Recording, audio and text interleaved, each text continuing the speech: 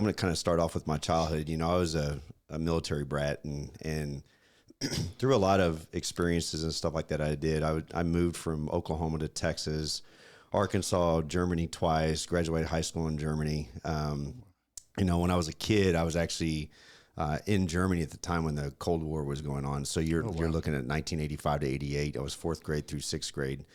And at that time, Libya was bombing the what out of Western Europe. So you had the West and the East, and there was a lot of contention there. My dad, obviously my dad was in the military, so anytime that we went into our base, they would have little sandbags with M60s behind it, and they're mirroring our car and all the rest of the stuff. So you go from the United States, which is very protective. You kind of have your bubble, and then you go to this area that's you have to watch. You have to watch where you're going. Yeah. You're not really advertising that you're Americans, all the rest of the stuff. You know what I mean? When nobody's wearing their sergeant right? Exactly. You know what tags. I mean? And then I had one experience when I went into East Berlin with a Boy Scout troop, and I actually a friend of ours, it was another Boy Scout. We were walking down in East Berlin, and a Russian guard literally came up to us and took the kid's camera out of his hands, pulled the film out, ripped it, and yelled at us for taking pictures in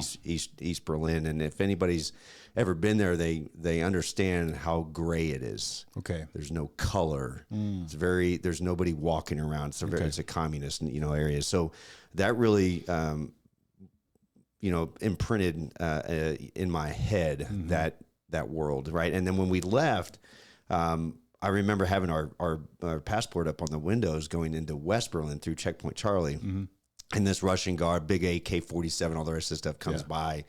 And he gets real mad again and jumps on our bus. And I'm like, oh my gosh, I'm never going to see my parents. And the reason why I said that is because I remembered all the murals that were on the other side of people who tried to jump the wall to get on the west side, but were killed. Okay. And so I was just scared to death, right? And so eventually the guard got off the bus. We went through. I ran off the bus as fast as I could, jumped in my mom and dad's arms, and said, thank you.